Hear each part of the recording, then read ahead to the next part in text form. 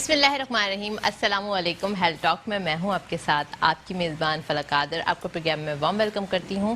नाज़रीन, आज जो हमारा टॉपिक है वो ब्लड डिसऑर्डर का टॉपिक है, यानी कि कौन कौन से ब्लड डिसऑर्डर्स होते हैं और छोटे बच्चों के अंदर इनिशियली जब पैदा होते हैं तो उसके साथ साथ कौन कौन से ब्लड डिसऑर्डर ऐसे होते हैं जो बहुत अर्ली एज में डायग्नोस हो जाते हैं या फिर उसकी भी जो भी क्या कहते हैं अलामतें होती हैं वो ज़ाहिर हो जाती हैं।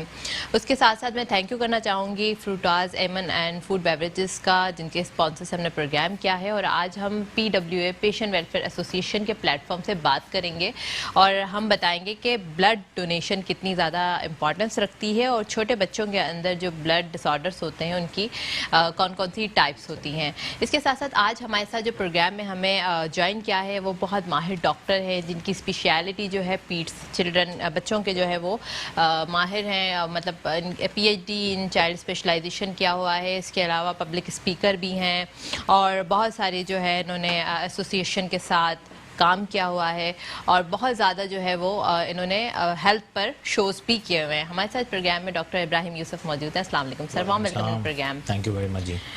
सर, आज जो टॉपिक है हमारा वो ब्लड डिसऑर्डर है और हम PWA के प्लेटफॉर्म से आज बात करेंगे। मुझे ज़रा बताइएगा कि सर ब्लड डिसऑर्डर होते कितने टाइप के हैं? बड़ा अच्छा टॉपिक है ये, जिसमें लोग बड़े कंफ्यूज रहते हैं। हमारे मुल्क में या हमारे जो एशियन साइट्स पे सबसे बड़ा जो डिसऑर्डर है ना वो है आता है वो कॉन्सेजियस मैरिजेस पे, मींस के कज़न्स मैरिजेस पे जो डिफेक्ट्स आते हैं in the blood disorders. Main है वो है थैलेसीमिया। सेकंड आता है, उसमें आता है सिकल सेल एनीमिया। थर्ड में आता है अगर लड़का है तो वॉन मेलिग्रेंट डिजीज़ है, हेमोफीलिया है, हेमोफीलिया A और B है, उस तरह है। फिर आगे बढ़कर अगर कोई वायरल इलनेसेस पे आता है तो ITP इडियोपैथिक थ्रोम्बोसाइटिक परपुरस जो प्लेटलेट्स डिसऑर्डर पे आता है। थर्डली फिर जो है मैटरनल न्यूनेटल ITPs आते हैं, जो माँ के प्लेटलेट्स डाउन होने की वजह से कई दफ़ा बच्चे के अंदर प्लेटलेट्स डाउन हो जाते हैं न्यूनेट्स में, वो भी एक कहते हैं न्यूनेटल ITPs। इसके साथ आगे जाके आपको पता है कि बहुत सारे इश्यूज़ ऐसे हैं कि DIC होता है, डिसेमिनेटेड इंटरवैस्कुलर कोगुलेशन होती है, जिसमें ब्लीडिंग होने के चांसेस होते हैं। वो एक ब्लीडिंग डिसऑर्डर्स बाद में एक इन्फेक्शन की वजह से होता है।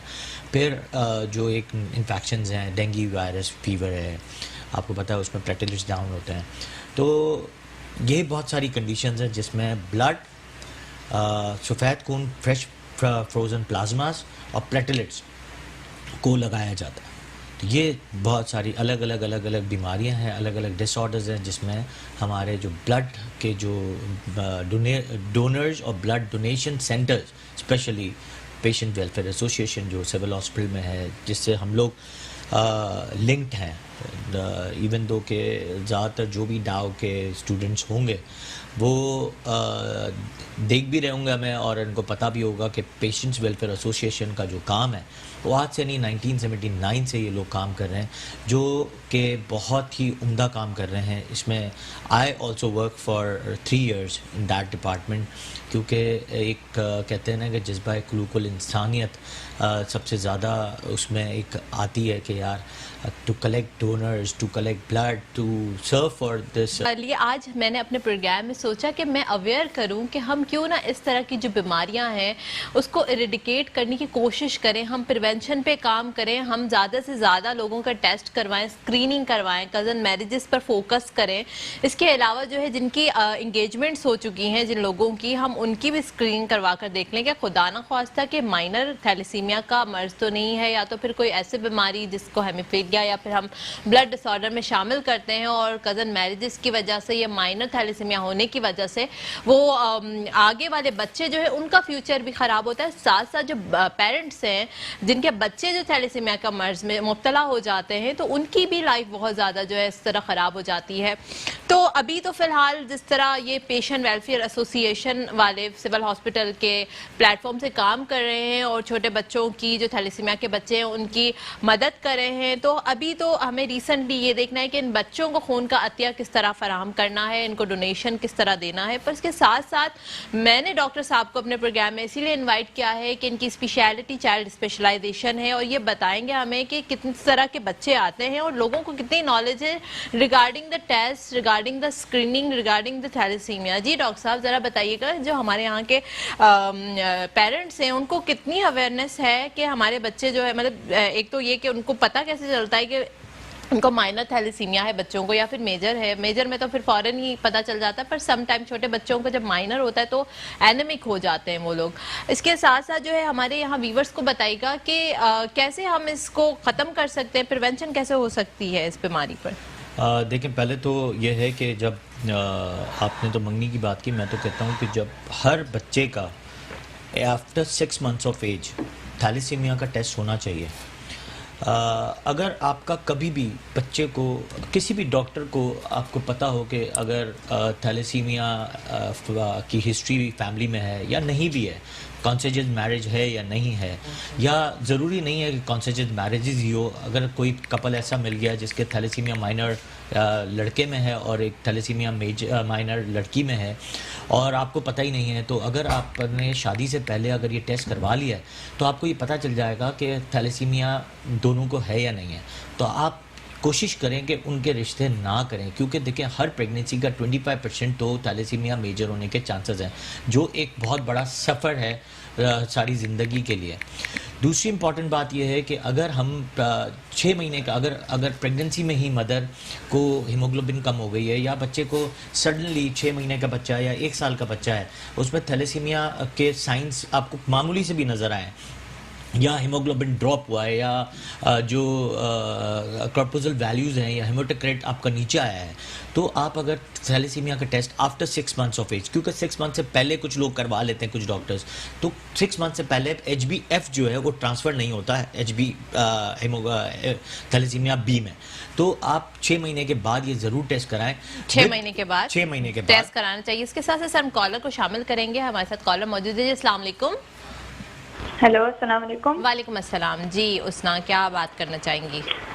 जी, मैं ये दरअसल पूछना चाह रही थी कि ऐसा कोई मुमकिन है कि इनके जो थैलेसीमिया का सेंटर है हम किसी बच्चे का खर्चा उठा सकें, और अगर ऐसा मुमकिन है तो इसका तरीक़ेकार क्या है?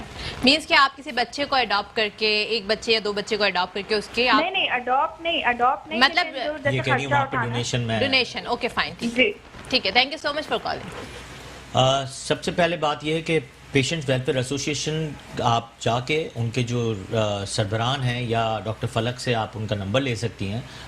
हम लोग खुद भी वहाँ पे बहुत काम कर चुके हैं पहले, तो आप उनके नंबर्स ले सकती हैं। वहाँ के जो अहदेदारान हैं उनसे आप जाके मिलें, अपना आप पोर्टफोलियो पूरा शो करें और प्लस साथ में अपना आप नंबर वगैरह दे दें। एवरी मंथ आपकी जो ट्रांजैक्शंस होती हैं वो आपके बैंक में जमा होती हैं और बैंक से वो डायरेक्टली यूज़ होती हैं उन पेशेंट्स को जिनको आप एज ए डोनर अडॉप्ट करेंगे। स्क्रीन पर हमारा जो है नंबर और प्लस इनकी जो बैंक डिटेल्स हैं वो भी मौजूद हैं। आप डायरेक्टली इनके नंबर के थ्रू उनसे रब्ता भी कर सकते हैं। एक ब्रेक पर चलते हैं, देखते रहिए हेल्थ टॉक।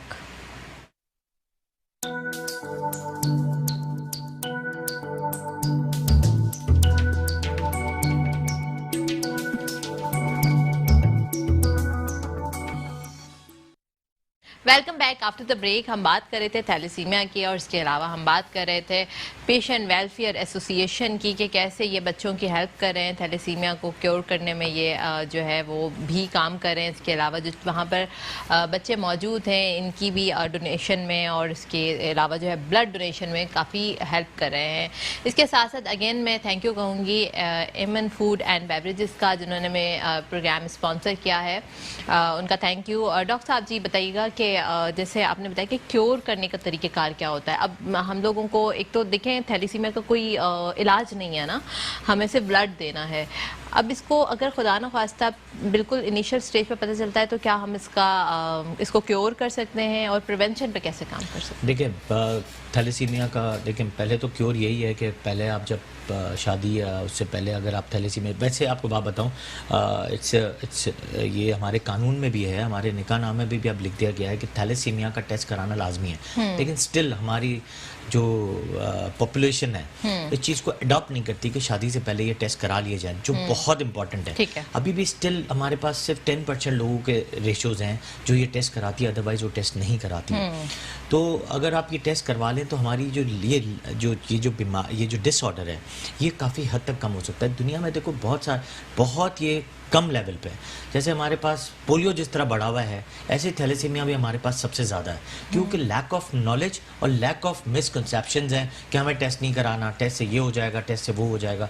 अगर आप टेस्ट करा ही लो तो इससे ये पता चल जाएगा कि आपको, अगर मियाँ बीवी को थैलेसीमिया माइनर है, तो अगर आप माइनर को भी, ऐसा नहीं है कि शादी नहीं कर सकते, हम ये करवा सकते हैं। अगर हो गई तो हर प्रेगनेंसी में हम अगर एमनियोसेंटेसिस है या क्रेनियोवेलर सैंपलिंग है, उससे हमें मालूम हो सकता है, या जीन डिफेक्ट से मालूम हो सकता है कि आप आने वाला बच्चा जो है इसको थैलेसीमिया है या नहीं है।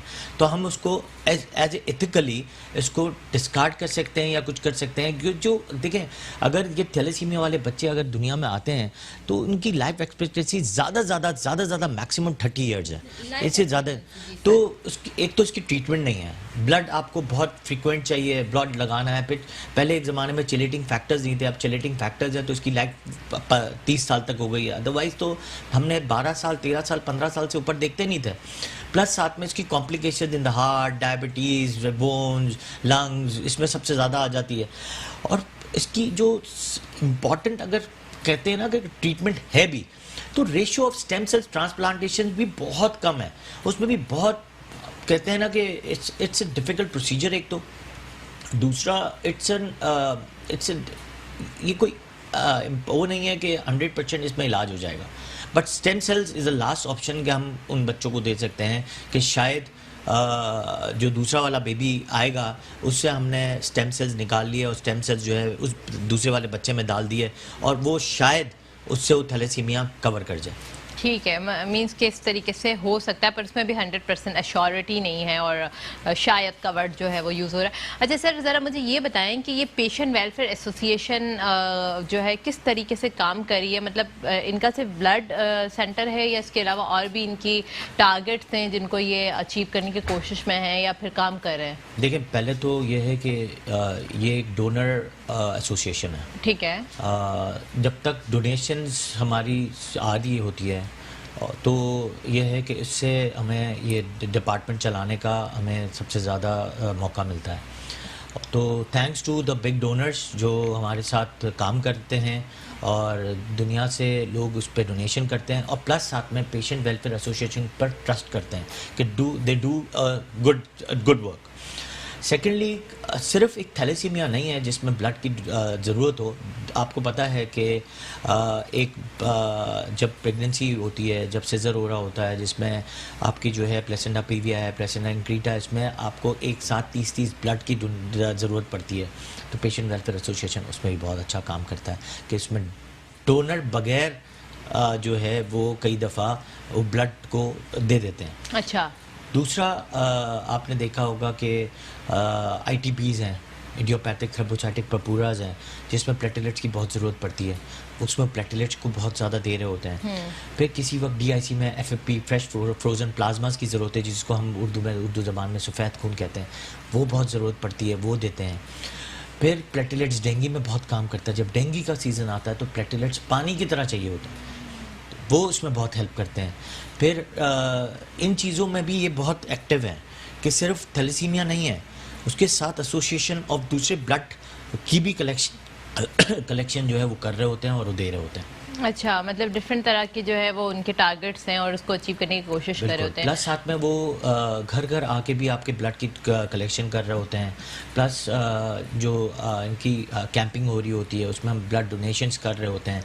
तो ये बहुत एक बड़ा काम है, बहुत बड़ा काम सिस्टम है, बहुत बड़ा जो सिस्टम है। 1979 में डाओ के जो स्टूडेंट्स थे उन्होंने इसको बनाया था और उसकी एक बहुत अच्छी हिस्ट्री है जिसपे वही लोग अभी भी चला रहे हैं और उस पर ही जितने भी बाहर के डॉक्टर्स हैं या पाकिस्तान के डॉक्टर्स हैं उनको वेलफेयर फंडिंग कर रहे होते हैं, प्लस साथ में जैसे अभी मोहतरमा ने कॉल की, वो इस तरह बच्चे जो हैं अडॉप्ट कर लेते हैं एज ए डोनेशंस और वो उनको चला रहे होते हैं। बस अल्लाह ताला की तरफ से एक हेल्प आती है, जैसे एक ट्रस्टवर्दी डिपार्टमेंट है जो एक अच्छा काम कर रहा है। इस तरह के सर और भी ऑर्गेनाइजेशंस होनी चाहिए इस कंट्री के अंदर जो इस तरह ब्लड डोनेशन में और लोगों की जो भी इमरजेंसी कंडीशन होती है हमारे मेडिकल के अंदर, उसमें इस तरह के इदारे होने चाहिए ताकि हमें फ्रिक्वेंटली जब अगर ब्लड की नीड पड़ी हो या फिर प्रेगनेंसी एक ऐसा डिसऑर्डर मतलब जब हो जाता है खुदा ना खास उसके अंदर आपके बहुत ज़्यादा हेमरेजिक फीवर में शॉक में चला जाता है पेशेंट, हाइपोवॉलेमिक शॉक में चला जाता है पेशेंट, तो फिर तो आपको पता है कि लाइफ थ्रेटनिंग कंडीशन हो जाती है। किसी माँ को 30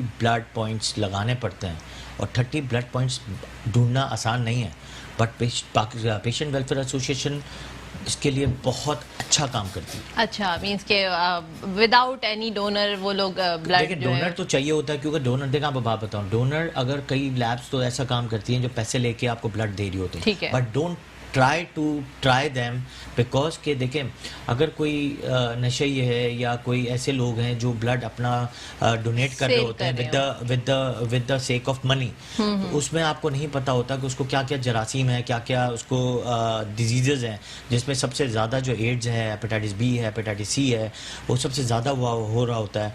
तो आप कोशिश करें कि ऐसे डिपार्टमेंट में ऐसी जगह पे जाके ब्लड की तलाश करें जहाँ पे ब्लड डोनर जो हैं वो ऑनरी जो है विदाउट एनी मनी इन्वॉल्वमेंट वो डोनेशन कर रहा है। अच्छा, ऑब्वियसली बात है सर, और हमारे यहाँ पाकिस्तान के अंदर ये इशू भी बहुत ज़्यादा आ जाता है कि ये जो डोनेशन वाले काम होते हैं ना उसमें भी करप्शन आ जाती है। जिस तरह आपने बताया कि अगर कोई ब्लड डोनेट करने जा रहा है तो in the sake of money वो कर रहा है, पैसे ले रहा है अगेंस्ट, तो वो फिर हम लोगों का पता नहीं चलता ना कि कौन सा शख्स जो है जिसको कौन सी बीमारी है, और इदारों का भी मतलब क्रिस्टल क्लियर होना बहुत ज़्यादा ज़रूरी है कि उस जो भी शख्स आ रहा है ब्लड डोनेट करने के लिए तो उसको मेक श्योर कर लें कि मलेरिया या फिर सिफिलिस या फिर HIV या हेपेटाइटिस बी सी इस तरह के डिसऑर्डर्स ना हो, क्योंकि ये फिर मज़ीद और प्रॉब्लम की तरफ जाते हैं बजाय इसके कि पेशेंट को जो है वो सेव करे उसकी लाइफ, इसके उसकी लाइफ को और थ्रेटनिंग कंडीशन में लेकर जाते हैं।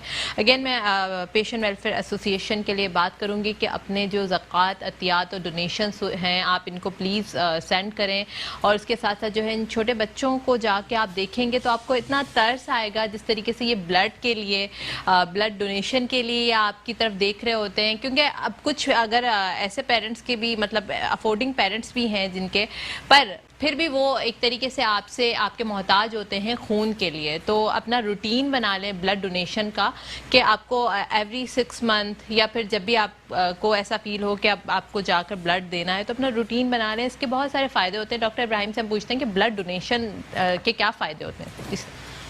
देखिए ब्लड डोनेशन का सबसे बड़ा फ़ायदा तो ये है कि जब आपके अंदर सेल्स ज़्यादा हो रहे होते हैं और आप ब्लड डोनेट करते हैं तो वैसे ही आपके जो विद इन 6 आवर्स आपका ब्लड वो पहले तो उसी लेवल में बन जाता है।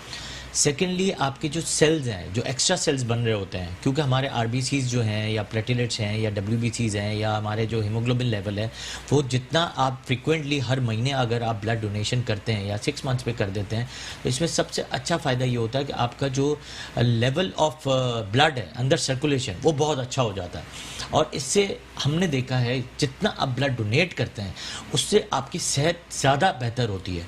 इवन दो कि अगर आपका हीमोग्लोबिन लेवल 12 तक है तो आप आराम से ब्लड डोनेट कर सकते हैं।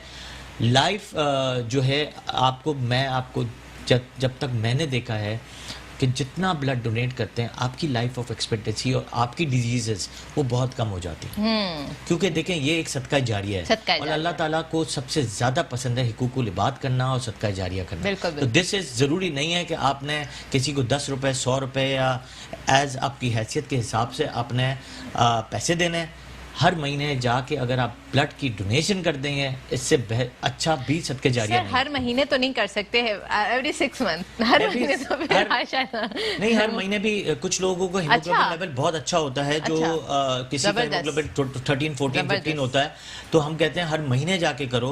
तो ये एक सदका जारिया है और 6 मंथ में भी कर सकते हो, एवरी ईयर भी कर सकते हो। इससे अच्छा सदका जारिया कोई नहीं है, मैंने नहीं देखा कि लोगों के पास हो। बिल्कुल बिल्कुल। एक कॉलर को को भी शामिल करते हैं। हमारे साथ निदा कॉल पर हैं। अस्सलाम वालेकुम।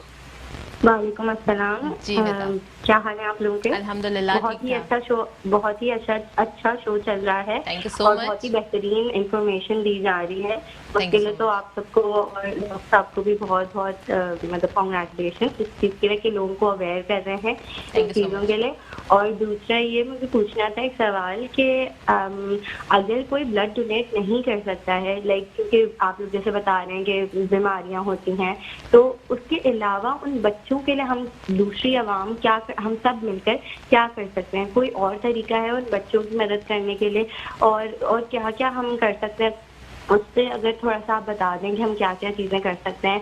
मतलब ब्लड डोनेशन करना तो अच्छी बात है, लेकिन अगर कोई नहीं कर पाता, तो नहीं एलिजिबल नहीं है जैसे, तो क्या क्या तरीके हैं उन बच्चों की मदद करने के लिए, वो थोड़ा सा प्लीज़ बता दें। बहुत शुक्रिया आपकी कॉल का। जी डॉक्टर साहब। बहुत अच्छा सवाल है कि ज़रूरी नहीं है कि आप ब्लड डोनेट कर सकते हैं। आप एक डिपार्टमेंट चलाने के लिए एक स्वीपर से लेके मैनेजमेंट से लेके डिस्पोजेबल्स, उनके अखराजात भी बहुत ज़्यादा होते हैं। उसमें आप ले लें कि एक टीम मेंबर्स में एक गार्ड है, रिसेप्शनिस्ट हैं, डॉक्टर्स हैं, स्टाफ है, एसी चल रहा होता है, प्लस साथ में आपके जो ब्लड कलेक्शंस के बैग्स हैं, मशीन्स हैं, जो किट्स आ रही होती हैं हेपेटाइटिस बी, सी, HIV को टेस्ट करने के लिए, हीमोग्लोबिन टेस्ट करने के लिए, उनके भी अखराजात जो हैं ये भी एक सदका जारिया ही है। तो ये सबसे इम्पॉर्टेंट है कि अगर आप बेहतर तरीके से उनको मैनेज करें तो भी बहुत अच्छा काम हो सकता है। सेकेंडली, आप अगर ऑनरी वहाँ जाके अपने आप को डोनेट करते हैं, मतलब अपने आप का टाइम थोड़ा सा वक्त वहाँ पे गुजारते हैं और हमारे लिए काम करते हैं, फॉर डोनेशन ऑफ ब्लड के लिए कैंपिंग्स हो रही होती हैं, उसमें आप हमें हेल्प करें। आप अगर वॉलंटियर वर्कर्स बन के आएँ, as a volunteer patient welfare association में आके काम करें, जो बहुत सारे डॉक्टर्स नहीं होते तब भी वो काम कर रहे होते हैं, वो भी काम कर सकते हैं आप। तो बहुत सारी ऐसी चीज़ें हैं जो सदका जारिया में काम आ रही होती हैं। तो you can go and work for them, you can donate money, you can collect money और वो आप वहाँ पे पहुँचाएं। ये सब सदका जारिया है। बिल्कुल। एक कॉलर को शामिल करते हैं हमारे साथ। अस्सलाम वालेकुम। हेलो अस्सलाम वालेकुम। वालेकुम सलाम जी, कौन और कहाँ से? शजी बात कर रहा हूँ कराची से। मेरा क्वेश्चन डॉक्टर इब्राहिम से है कि मैं जस्ट अभी 2 मंथ्स पहले 18 ईयर्स का हूँ, तो मैं अब अंदर के पेरेंट्स की तरफ से है कि ब्लड डोनेट करना, तो मैं डोनेट करना चाह रहा हूँ। तो मैं पूछना चाह रहा था कोई प्रॉपर टाइमिंग है कि सुबह का टाइम करें या खाने के बाद करें या खाने से पहले करें, कोई टाइमिंग है कोई? Thank you so much for calling. बिल्कुल, बहुत ज़बरदस्त आपका सवाल था। हम क्राइटेरिया पूछ लेते हैं कि क्राइटेरिया क्या होना चाहिए ब्लड डोनेशन, जब भी आप ब्लड देने जा रहे हों तो आप लोग को किन किन चीज़ों का ख्याल रखना चाहिए, और इसके अलावा आपका ब्लड हीमोग्लोबिन लेवल क्या होना चाहिए। डॉक्टर साहब से हम पूछ लेते हैं सर, जैसे कि अगर कोई शख्स जा रहा है ब्लड डोनेशन के लिए, उसने अपने आप को मेंटली प्रिपेयर कर लिया, अब जाना है ब्लड डोनेशन के लिए जाना है, उसके बाद जो है वो अपने आप को किस तरह, यानी कि खुद सोचे कि मैं इस चीज़ के लिए कैपेबल हूँ भी या नहीं हूँ। ठीक है, एक तो ये चीज़। दूसरा, हीमोग्लोबिन क्या होना चाहिए। तीसरा जो है फास्टिंग ब्लड शुगर क्या होनी चाहिए या फिर रैंडम क्या होनी चाहिए। ये सारी चीज़ें ज़रा हमारे व्यूवर्स को बता दें ताकि ईजी हो जाए। पहले तो ये है कि आप 48 आवर्स में आपको फीवर नहीं होना चाहिए। ठीक है, 48 आवर्स में फीवर नहीं होना चाहिए। आपको फ्लू लाइक इलनेस नहीं होनी चाहिए। है। अब आ जाए हीमोग्लोबिन शुड बी 12 प्लस, साथ में आपके जो हीमोग्लोबिन लेवल्स हैं वो होना चाहिए 12। शुगर लेवल आपकी अगर रैंडम है और या फास्टिंग है, फास्टिंग में आपकी अगर 90 भी है या 100 भी है या 80 भी है तो इट्स इनफ। रैंडम में जो है अगर 120 है 130 है तो भी आप दे सकते हैं ब्लड। ठीक है। डायबिटीज़ वाले पेशेंट नहीं दे सकते, ठीक है। हाई कोलेस्ट्रॉल वाले वो पेशेंट ब्लड डोनेशन नहीं कर सकते। ठीक है। लेकिन हीमोग्लोबिन जिनका ज़्यादा है, 13 है, 14 है, 15 है, वो बहुत फ्रीक्वेंट ब्लड डोनेशन कर सकते हैं। ठीक है। दूसरा जो है नाश्ता करके आप जाएं, क्योंकि जब आप ब्लड डोनेट करते हैं तो समटाइम्स यू फील डिजी, थोड़ा सा आपको नॉजियाटिक फील होता है क्योंकि थोड़ा सा आप डिजी होते हो, बहुत मामूली सा, लेकिन फॉर फ्यू मिनट्स, क्योंकि विद इन आवर्स आपकी वो रिप्लेसमेंट ऑफ जो हीमोग्लोबिन है वो आपके बोन मैरो से फौरन बन जाता है, और वो सर कितनी देर में हो जाता है? विद इन 6 आवर्स जो है वो 6 आवर्स टू 12 आवर्स जो है वो आप फील गुड हो जाते हैं। प्लस साथ में जब आप ब्लड दे के फारिग होते हैं तो आप एक अच्छा सा न्यूट्रिशियस जो है वो आप सप्लीमेंट ले लें, तो इससे इसमें कुछ जिसमें हाई वॉल्यूम होना, जैसे ओरली आप जो है कोई भी ऐसा जूसेस ले लें, इसके अलावा आप हाइड्रेशन अपनी अच्छी कर लें, तो कि जितना वॉल्यूम लूज हुआ, आपका लॉस हो गया, उसके बाद वो आपने क्रिकेट कर लिया, स्पेशली विटामिन सी जो है वो आपने ले लिया, या आपने कोई ऐसी चीज ले ली जिसमें विटामिन सी पर भी सर बात करेंगे, एक ब्रेक की जानिब चलते हैं, देखते रहिए हेल्थ टॉक।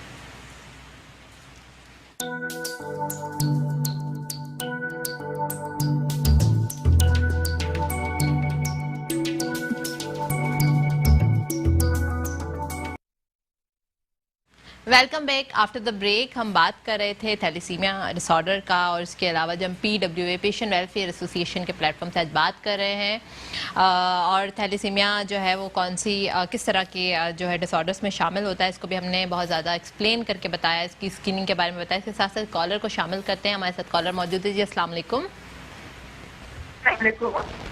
वालेकुम अस्सलाम जी। मैं कराची से जी मेरा सवाल है, WA में जो थैलेसीमिया के बच्चों को ब्लड ट्रांसफ्यूजन दिया जाता है, तो क्या उसकी अच्छी तरीके से स्क्रीनिंग होती है? अच्छा, अच्छी तरीके से स्क्रीनिंग होती है। ओके जी, बहुत शुक्रिया आपके कॉल करने का। जी डॉक्टर साहब ये पूछ रही थी कि जैसे कि PWA के अंदर बच्चों को ब्लड डोनेट किया जा रहा होता है और फ्रिक्वेंटली, तो क्या उसकी स्क्रीनिंग भी हो रही होती है? क्या मेथड होता है स्क्रीनिंग का? स्क्रीनिंग बिल्कुल होती है, और स्क्रीनिंग करना बहुत ज़रूरी है। इवन दो कि थैलेसीमिया वाले बच्चे या न्यूनेटल जो जितने भी न्यूनेटल एज के बच्चे होते हैं, उसमें हम ट्रिपल वॉश जो है थेरेपीज़ यूज़ करते हैं, जिसमें 3 दफ़ा इसको रिप्लेसमेंट की जाती है, इसको वॉश किया जाता है, इसके बाद उन बच्चों को वो जो ब्लड ट्रांसफ्यूज़ किया जाता है। तो ये भी बहुत इम्पॉर्टेंट है, क्योंकि और बहुत अच्छा सवाल था आपका, और ये नॉलेज होनी चाहिए सबको कि जब अगर कोई डॉक्टर या कोई सेंटर ये चीज़ लिख के देता है कहीं कि we are transfusing this blood for thalassaemia या न्यूनेटल एज में, हम किसी भी सूरत में ब्लड ट्रांसफ्यूज कर रहे होते हैं, कई दफ़ा हम जॉन्डिस के लिए ब्लड एक्सचेंज कर रहे होते हैं, या हम बच्चे को सेप्सिस के लिए जो ब्लड एक्सचेंज करते हैं, उसमें हम एक वर्ड लिखते हैं ट्रिपल वॉश थेरेपीज़। तो ट्रिपल वॉश होना चाहिए, और होता है। ओके, एक और कॉलर को शामिल करते हैं जी। अस्सलाम वालेकुम। अस्सलाम जी, मेरा नाम मायरा है, मैं कराची से बात कर रही हूँ। सबसे पहले तो बहुत ज़्यादा मुबारकबाद PWA जैसे इदारे को जो इस बीमारी पे, थैलेसीमिया जैसी बीमारी पे काम कर रहा है। Thank you so much. और ये बहुत रेयर होता है हमारे माशरे में, तो बहुत अच्छी काम है, बहुत अच्छा कॉज है कि आप लोग जो है वो इस तरह से मदद कर रहे हैं ऐसे लोगों की। दूसरा मेरा एक क्वेश्चन था कि हमने सुना है कि जो है वो जब थैलेसीमिया एक किसी बंदे को होता है तो उसकी बॉडी में आयरन ओवरलोड हो जाता है, क्योंकि हीमोग्लोबिन में आयरन होता है जो कि बॉडी में जमा होता रहता है।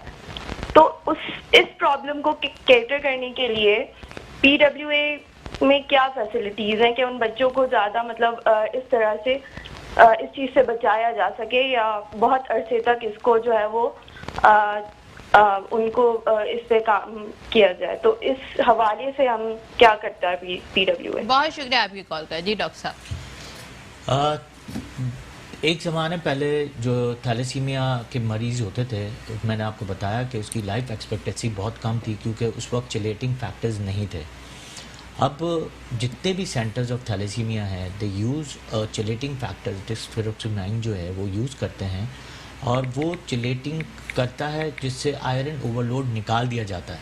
जब आयरन ओवरलोड निकाल दिया जाता है, तब एक बहुत जो हमारे बॉडी के अंदर, हार्ट में, लंग्स में या हमारी हड्डियों में जब आयरन चले जमा हो जाता था, वो वहाँ से वो एक्सीड आउट कर देता है।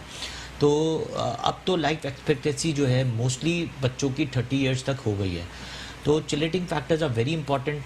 और फिर HbF बढ़ाने के लिए भी बहुत सारे एंजाइम्स यूज़ किए जाते हैं, कुछ विटामिन यूज़ किए जाते हैं जिसमें विटामिन सी का बहुत बड़ा रोल है, जो थैलेसीमिया में मेजॉरिटी आयरन में आयरन ओवरलोड की वजह से कम हो जाता है, तो हम एक्स्ट्रा विटामिन सी देते हैं जो वो भी आयरन के ओवरलोड को कम करता है। वैसे विटामिन सी का रोल भी बहुत इम्पॉर्टेंट है क्योंकि वो हमारी बॉडी के अंदर एक्स्ट्रा कोई भी ऐसी चीज़ जो हमारी बॉडी को ख़राब कर रही हो उसको निकाल देता है एज इन द यूरिन।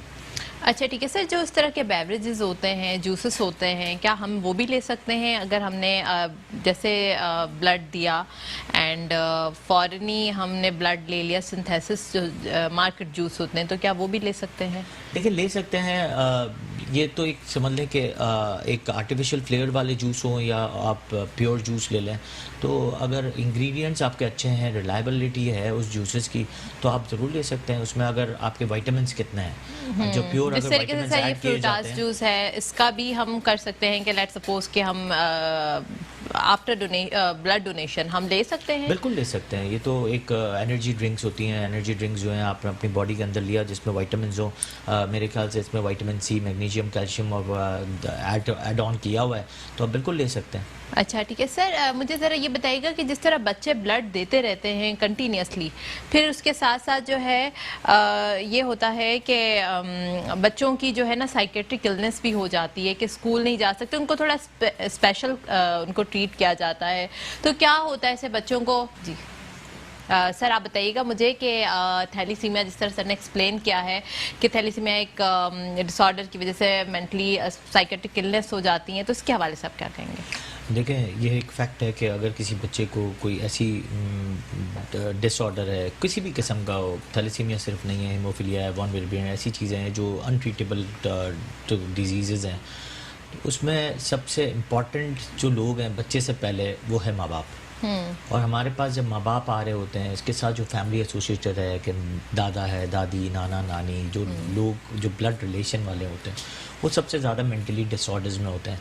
उनको आपको अच्छा जब आप डॉक्टर्स के पास जाते हैं तो प्लीज़ आप जब मैं डॉक्टर्स से रिक्वेस्ट करता हूँ कि बी हम्बल विद देम, उनका एक एहसास करें कि उनको एक वो आपके पास एक अच्छा मशवरा लेने आए हैं या अच्छी बातें सुनने आए हैं, क्योंकि देखें आप अगर डॉक्टर कोई अच्छी बात कर देता है तो वो आपके लिए बहुत एक अच्छा वो होता है, अच्छा मशवरा। जैसे मैंने आपको कहा स्टेम सेल्स ट्रांसप्लांटेशन है, एक बच्चे को थैलेसीमिया है, एक नया बेबी बॉर्न हो रहा है, उससे पहले आपने 6 मंथ्स पहले स्टेम सेल्स के लिए प्रिपरेशन कर ली, उन सेंटर्स में जाके आपने उस ब्लड को जो है स्टेम सेल्स यूट्रस के, अब जो कॉर्ड ब्लड होता है वो हम निकाल लेते हैं माँ का, फिर हम उसको सेव करके रखते हैं, फिर वो दूसरे बच्चे में स्टेम सेल्स में काम आता है।